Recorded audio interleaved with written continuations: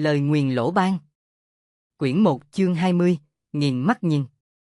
Cẩn thận! Tuy Quỷ Nhãn Tam chỉ có một mắt, song đó là con mắt có thể nhìn xuyên bóng tối, bởi vậy chỉ có hắn phát hiện ra được có một cái bóng bất ngờ tập kích họ từ trong bóng đêm. Lỗ Nhất Khí vốn dĩ có khả năng dự đoán, song do cú tấn công quá nhanh, và cũng do cái bóng đó không hề mang sát khí, tự như đã hòa tan vào trong không khí, nên cậu không phát hiện ra. Theo phản xạ, cậu vội rụt cổ, cúi gập lưng xuống, một thứ gì đó đáng lẽ sắp giáng vào đầu hoặc vai cậu đã rơi trúng lưng cùng với tiếng vải bông rách toạc. Cậu cảm thấy mát lạnh sau lưng, chỉ kịp kêu thầm, ghê toi rồi. Quỷ Nhãn Tam miệng vừa hôi cẩn thận, Vũ Kim Cương đã bay khỏi tay, hắn thứ kia bật khỏi lưng Lỗ Nhất Khí, tránh được Vũ Kim Cương, lăn một vòng rồi biến mất tăm trong lối đi tối thẳm. Một khoảng da trên lưng Lỗ Nhất Khí đã phơi ra ngoài áo bông, áo lót đều bị rách toạc một mảng lớn, là người. Nhờ ánh sáng từ viên đá huỳnh quang, Lỗ Thịnh Hiếu đã nhìn thấy rõ một hình người vừa nhảy vụt lên rồi biến mất, là người.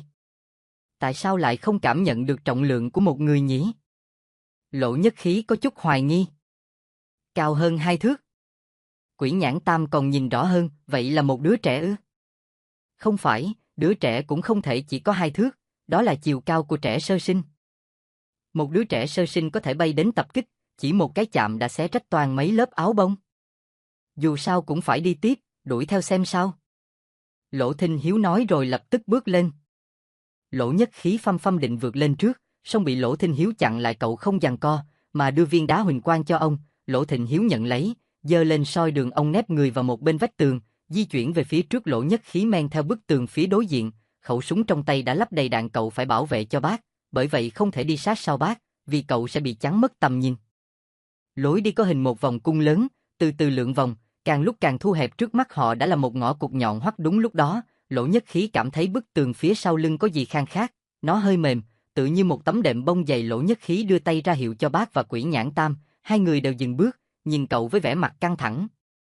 Lỗ Nhất Khí dùng nòng súng chọc vào tấm bông, bên trong nó là khoảng trống, không phải là tường. Có lẽ đây là tấm rèm bằng bông của một cánh cửa nào đó, song bốn phía xung quanh lại bịt kín mít. Quỷ Nhãn Tam và Lỗ Thịnh Hiếu cũng đã tụm lại, họ quan sát tỉ mỉ từ trên xuống dưới vài lượt, vẫn không thể tìm ra chỗ nào có thể mở ra. Chỉ có Quỷ Nhãn Tam phát hiện thấy bên trên tấm rèm có một vài chỗ đường kim khác với những chỗ khác, hướng của đường kim cũng rất kỳ lạ. Kiểu đường kim như thế này, hắn đã từng nhìn thấy 3 năm trước, khi đào trộm một ngôi mộ Hán ở núi Bách Việt. Hắn đã lấy được một bức rèm vải bông màu trắng, trên đầu có theo 4 chữ Y Vân yểm thân quá, bên dưới không hề có bất kỳ họa tiết nào, toàn bộ bức rèm chỉ thấy khâu bừa 7 mũi đường khâu trông rất giống với bức rèm này. Lúc đó, mấy anh em nhà hắn đều không để tâm tới tấm rèm, chỉ tiện tay bỏ luôn vào trong sọt. Nhưng trên đường trở về Giang Tây, tấm rèm đã biến mất một cách kỳ bí. Tên một ngọn núi, tương truyền vào thời cổ đại, tại nơi đây từng xảy ra nhiều cuộc đại chiến, sau chiến tranh trở thành một nghĩa địa khổng lồ, đâu đâu cũng có thể đào thấy xương cốt. Có nghĩa là, mây che người qua. Nhưng giờ đây, việc cần làm là phải mở được tấm rèm, chứ không phải là nghiên cứu về mấy đường khâu. Quỷ Nhãn Tam liền rút chiếc xẻng lưỡi cày ra. Chiếc xẻng được làm bằng thép vân, sống dày lưỡi mỏng, rất cứng và dẻo dai, do được đào bới thường xuyên nên phần lưỡi đã được mài sắc lẹm không khác gì dao rìu.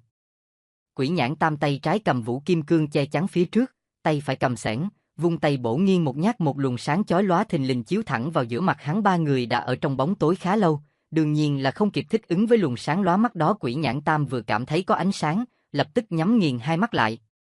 Cũng may hắn chính là người phá tấm rèm, phản ứng chóng vánh này là công phu bắt buộc của những người trộm mộ, nếu không, chẳng biết mắt đã hỏng bao nhiêu lần cho đủ. Lỗ Thịnh Hiếu và Lỗ Nhất Khí đứng ở hai bên nên không bị ánh sáng chiếu thẳng tới, song vẫn phải giơ tay che mắt. Lỗ Nhất Khí liên tiếp nã súng vào lỗ thủng trên tấm rèm, cậu sợ rằng sẽ có thứ gì đó ẩn sau luồng ánh sáng bất ngờ xông ra tấn công họ.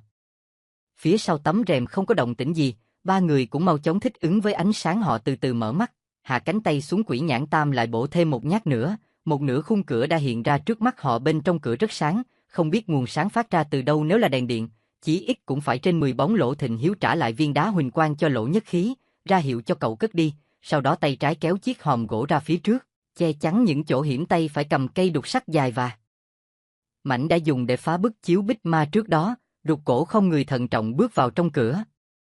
Lỗ Nhất Khí mau chóng nạp đầy đạn vào ổ súng, từ từ tiến lại gần khung cửa, rồi thoát một cái, lao vào cửa như một mũi tên, quét mắt khắp bốn phía. Đây cũng là một căn phòng hình thù bất quy tắc, hình dạng giống như gian nhà chính khi nãy, nhưng theo chiều ngược lại. Xung quanh căn phòng treo kín những tấm gương đồng sáng lóa, có đến vài chục tấm cao thấp so le, cao tầm một thân người, rộng chừng hơn 2 thước đu đưa qua lại. Nhất thời không nhận ra chúng được sắp xếp theo quy luật gì. Vách tường và xà cột trong căn phòng cũng đều một màu vàng rực rỡ, sáng lấp lánh, chẳng khác gì những tấm gương đồng dưới ánh sáng chiếu từ một nguồn bí ẩn nào đó. Toàn bộ căn phòng sáng choang khiến người ta không mở mắt ra nổi, ngay cả nền nhà cũng trơn bóng như gương, phản chiếu được cả bóng người Quỷ Nhãn Tam đi sau cùng, bước giật lùi vào trong phòng, mắt vẫn nhìn chăm chú vào con đường tối đen, tay nắm khư khư vũ kim cương, cứ làm như từ trong đó sắp có một quái vật bất ngờ nhảy bổ ra tấn công họ. À! Quỷ Nhãn Tam đã lùi tới sau lưng Lỗ Nhất Khí, đúng lúc hắn định xoay người lại, đột nhiên phát hiện có một cái bóng màu xám bên trong lối đi. Tôi biết, cái bóng đó vẫn bám theo sát chúng ta. Lỗ Nhất Khí không hề cảm thấy bất ngờ, dù thế nào đi nữa, tránh được vẫn là tốt nhất. Giờ đây Quỷ Nhãn Tam chỉ muốn giữ được cái mạng để chạy tới Thương Châu tìm Vĩ Kinh Đạo, nhờ ông ta khêu bỏ đám trứng tò vò sau gáy. Ba người vẫn tiếp tục nép sát tường mà đi, nhưng sau khi vòng qua mấy tấm gương đồng, họ đã thấy mình đến giữa căn phòng. Lỗ Nhất Khí bỗng thấy phía sau gáy rần rợn, cảm giác có ai đó đang ở ngay bên cạnh. Hơn nữa, những kẻ đó hình như xuất hiện ở khắp nơi, đang dương mắt nhìn cậu chằm chằm. Cậu quay vụt người lại, nhưng không hề thấy một ai. Đột ngột, có ba bóng người lù lù xuất hiện tại ba chỗ khác nhau trên tường. Ba người bọn họ gần như đồng thời phát hiện ra, đều giật nảy cả mình, lập tức thủ thế sẵn sàng. Ba cái bóng cũng bắt chước y như vậy, té ra đó chính là cái bóng của chính họ, dưới tác dụng phản chiếu của mấy chục tấm gương đồng trong phòng, đã được phản xạ lên các vách tường. Bước thêm một bước nhỏ nữa, những cái bóng vừa rồi lập tức phân thành nắm cái bóng nhỏ hơn, và trên bức tường bên cạnh cũng xuất hiện 5-6 chiếc bóng. Nhìn từ chính diện, Lỗ Nhất Khí nghĩ thầm, vừa rồi ánh nhìn chằm chằm trong cảm giác của cậu phải chăng chính là ánh nhìn của chính mình trong gương? Cậu bắt đầu thấy hoa mắt, càng tiến sát tới chính giữa căn phòng, thì giác của cậu càng rối loạn. Bóng hình của cậu dần dần xuất hiện trên cả cột nhà, xà nhà, trần nhà, nền nhà. Trí não cậu cũng đã rối loạn, đánh mất luôn cả chút khả năng định vị ít ỏi còn sót lại. Dù cậu bước tới đâu, cũng cảm thấy như đang đâm sầm vào chính mình. Lỗ Nhất Khí bảo Quỷ Nhãn Tam lôi Thiên Thần Phi trảo ra, sau đó nắm lấy một đầu, thử bước thêm vài bước nữa. Cậu sợ rằng nếu không may đi sai đường, vẫn có thể quay trở lại. Nhưng chưa đi được vài bước, cậu đã đâm sầm vào một tấm gương, vừa đổi hướng, lại đâm ngay vào vách tường. Lúc này họ mới phát hiện ra rằng họ không có đường để đi, họ đã lạc đường, cũng lạc mất chính mình. Ánh sáng trong phòng bỗng nhiên vụt tối, tất cả những thứ đang chói lòa bỗng chốc trở nên ảm đạm, nên thị giác của họ cũng dần dần hồi phục. Và một cảnh tượng đáng sợ đã đập vào mắt họ. Trên tất cả những tấm gương đồng đều xuất hiện cùng một cặp mắt, có đến cả trăm, cả nghìn cặp mắt như vậy. Đó chính là cặp mắt từng xuất hiện trên chiếc chụp đèn thủy tinh ở hành lang Yến Quy, cặp mắt chứa đầy oán hận và sát khí. Trong Dị Tử Ngang Kinh chỉ có viết, đời không vì muốn nhìn mà nhìn, không vì muốn động mà động.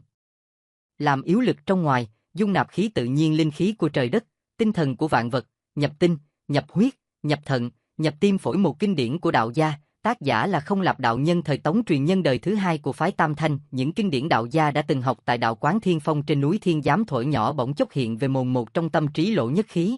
Việc duy nhất cậu phải làm trong lúc này chính là vì bình tâm tĩnh khí, thân tùy theo cảnh, tránh mũi nhọn, tìm khe hở. Thế là cậu đã biến ánh nhìn của mình trở nên mơ hồ, coi như không hề nhìn thấy những cặp mắt kia. Sau đó, bắt đầu tìm kiếm một khoảng trống trong một vùng mông lung nhòa nhạt. Đôi mắt xuất hiện ở hầu khắp mọi nơi, chỉ có một tấm gương đồng nhỏ đặt ở chính giữa căn phòng là trống trơn. Tấm gương nhỏ đã bị che khuất hoàn toàn, nhưng nhờ vào cảm giác phi thường, Lỗ Nhất Khí đã phát hiện ra sự tồn tại của nó. Tấm gương đó khác nào một vầng trăng sáng giữa một bầu trời chi chít ánh sao. Lỗ Nhất Khí bước nhanh về phía đó. Cậu biết, vì đây là khoảng trống duy nhất, nên đó không phải là bóng phản chiếu của sự vật tại một nơi khác truyền tới qua các tấm gương còn lại đã có thể nhìn thấy trực tiếp, vậy thì chỉ cần đi theo một đường thẳng sẽ đến được chỗ đó. Ba người bọn họ không gặp bất cứ sự cản trở nào, đi thẳng một mạch tới bên tấm gương nhỏ. Là mắt cá dương. Lùi lại mau. Là một loại khảm diện được thiết kế dựa vào sự biến đổi của ánh sáng kết hợp với các loại gương đồng với nhiều kích cỡ, hình dạng khác nhau, được lắp đặt tại những vị trí khác nhau, có thể khiến người sa bẫy phát sinh lệch lạc thị giác, ảo giác, thậm chí mù tạm thời. Trong khảm diện lại kết hợp với nhiều nút lẫy hiểm độc, nhằm mục đích sát thương, vậy bắt đối phương một cách dễ dàng. Lỗ Thịnh Hiếu đã phát hiện ra manh mối, song đã muộn, họ đã rơi vào chính giữa cạm bẫy kỳ thực.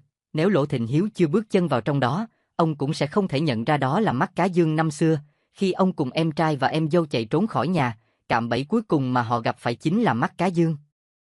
Nhưng khi đó, khảm diện không phải là căn phòng cũng không rộng lớn đến vậy. Khi đó, khảm diện được vây kín bởi những tấm nhiễu trắng bạc, bố trí bằng những tảng băng lớn, chứ không phải là gương đồng. Năm đó, họ đã bị vây khốn suốt một ngày đêm, dùng hết mọi phương cách cũng không thể thoát thân. Sau đó do một tấm nhiễu bỗng nhiên bốc cháy, rồi cuốn quanh mấy khối băng bố trí ở phần đuôi của mắt cá dương, họ mới có thể thoát ra ngoài qua lỗ hổng.